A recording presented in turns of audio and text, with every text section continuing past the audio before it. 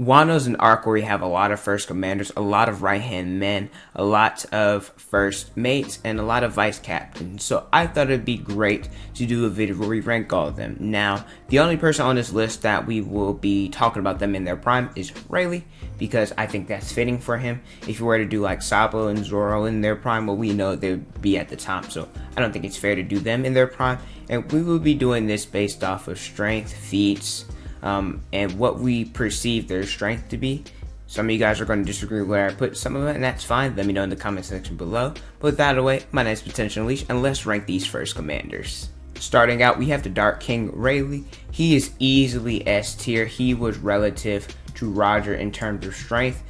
I think he was a top 10 strongest character when he was in his prime. I think the only people that beat him is Roger, Whitebeard, Zebek, Garp, and probably Shiki. I don't think many of them are taking on the Dark King. Rayleigh, when in his weakest stage, was shown not to be able to beat because he wasn't beating him. I don't care what anybody says. He was not able to push past Kizaru and defeat him. However, he was able to keep up and he wouldn't get one-shotted. I think if him and Kizaru were to fight in the age they are now, it would be a high diff fight in Kizaru's favor. And in the anime filler, it was shown that Rayleigh could use Ryo and that he could stop a younger Marco with just his finger. So let's just say Rayleigh has Ryo. He also has observation haki and he also can use conquerors. Like I say, he was relative to Roger in terms of strength. So Rayleigh, if he was a top 10 strongest character in his prime, I think we had to put him in S tier. Shiryu of the Rain is very hard to rank because a lot of people overrate Magellan in my opinion, and so Shiryu was close to Magellan in strength, I guess you could say. He was also a head jailer, but then he got put into prison because, well, Magellan was really ruthless. But, I mean, not Magellan, I'm sorry, Shiryu, he was very ruthless. But he's a part of the Blackbeard Pirates now. A lot of people say Burgess is the first commander. I disagree. I think it's Shiryu. Shiryu, he has the clear fruit as well. He's going to be Zoro's final opponent. Well, at least when it comes to pirates. But right now, I think Shiryu is strong. But we haven't seen much from him. I'm going to put him in the C tier. I wouldn't be mad if you put him a little bit higher. He just hasn't proven much. However, he does have some bloodlust, he's menacing, and he does strike fear into his opponent's heart. So I think Shiryu, he's strong, but I just haven't seen and don't really know much about him. We have Sabo, Chief of Staff at the Revolutionary Army. He's only second to Dragon. We speculate that Dragon is one of the three strongest in the series. We know the three include Kaido, Akainu, and Dragon. I don't care the order. Personally, it's Kaido, Dragon, and Akainu for me. But I have Sabo at the B tier. I think he's mid first commander level. Especially with his Mera no Mi. We already knew that Sabo, he was a master of armament haki and observation haki. Sabo was good with his haki control. He learned that from Dragon. The other members of the Revolutionary Army. In his flashback, it was shown that Sabo was basically a prodigy, that he was doing whatever he wanted. Sabo was going in, taking on different stations by himself, was going crazy. And then now he has the Mera no Mi, and he was able to defeat Burgess pretty easily. He clashed with Fujitora. Fujitora was still going to beat him, but Sabo was holding his own against him, and he had yet to master his Mera no Mi. So Sabo, I think he's first commander right now. End of series, I personally think Sabo's going to be a top 5, top 7 strongest character. Love him, and I think he's rightfully mid first commander.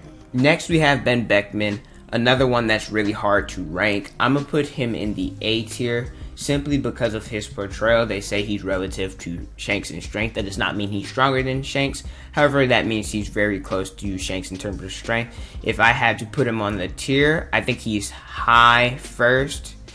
Honestly, I have him. No, I'm gonna put him low top tier. He wasn't able to stop Kizaru because we know Kizaru still went and attacked the Polar Tang. However, he was able to force Kizaru to surrender temporarily without even attacking him. We saw pre-time skip. Ben Beckman took out those mountain bandits like it was nothing. Like I said, portrayal, I personally think Shanks is the second strongest Yonko behind Kaido. So for him to be the second strongest Yonko, I think Ben Beckman has to be one of the strongest first commanders. And also, Ben Beckman, he just seems like the type of guy. I think he has the highest bounty of the first commanders, and he's calm and collective and really smart.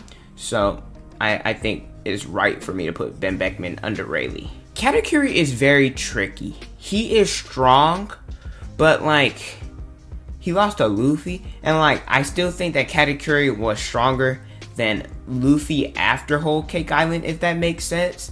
Like, I think Katakuri's mid first commander, and then after Whole Cake Island, I think Luffy was low first. And like, I don't know if that makes sense, because how could you lose to somebody that's stronger, weaker than you?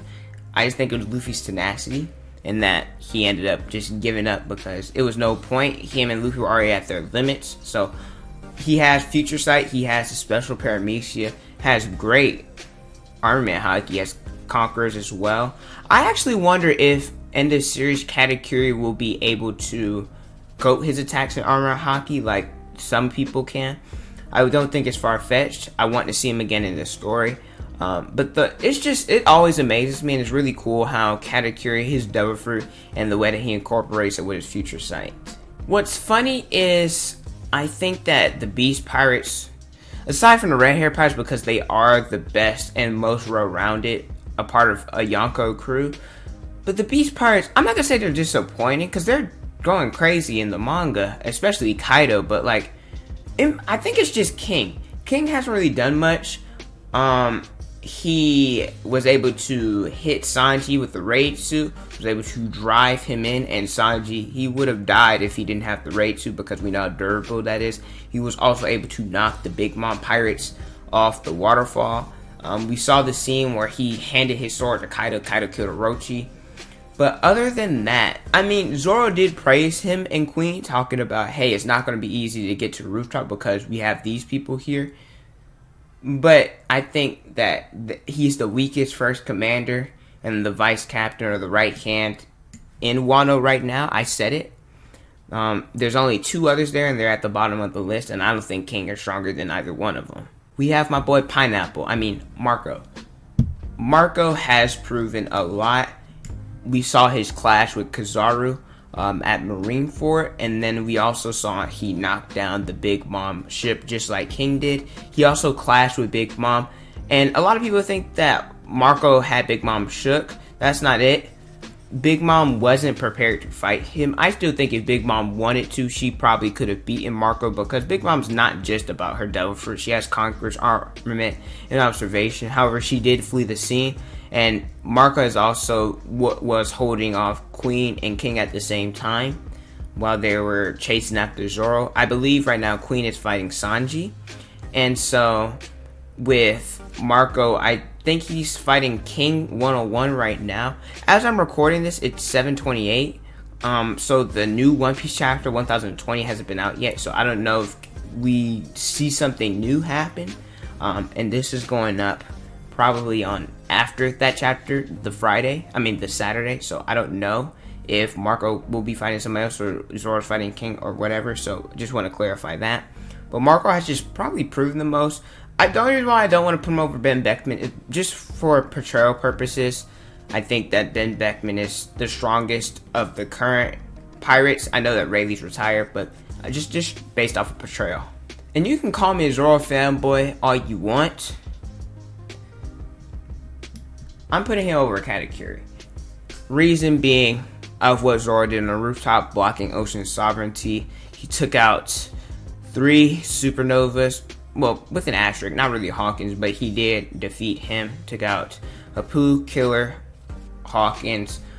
He probably would have taken out X Drake. I think currently he's stronger than Kid and Law, and I have Kid on the first commander level. I think if he were to fight Katakuri, it would be an extreme diff, but I think Zoro can pull it off. Scar Kaido. What more do you want from him? Zoro has proven enough. I'm not overrating him at this point. We also now know, well, we already knew, but in the anime version, they confirmed Zoro has Conqueror's Haki. So, and Zoro also has proven he can coat his attacks in Conqueror's Haki. Katakuri has not. So, I think Zoro's been impressive, and I think he deserves to be over Katakuri. And so, like always, I end up moving some people around here and there, possibilities. Before I do, this is what I have my tier list being. However, I could see some people putting Zoro over Sabo and Katakuri. I can also see them putting Katakuri over both over Zoro, but I'm gonna leave him like that. And I also can see people having these two flip-flop here, where Marco's over Ben Beckman, because we've seen a little bit more from Marco, but I can also see them having Ben Beckman over Marco simply because of betrayal. And I can also see people saying King over Shiryu because we've seen him in the manga and we've only seen Shiryu take out some guards. But I've been disappointed in King, and so until he proves me wrong, he's going to be last. But here we have it. Here are my first commander tier list. Let me know what you guys would change in the comment section below. Thank you guys so much for watching. Don't forget to like, comment, and subscribe. Also hit the notification bell so you guys never miss out on a new video. Follow me on Instagram, Twitter, Snapchat, and TikTok is on the screen and in the description below. Thank you guys so much for watching, and don't forget to unleash your potential.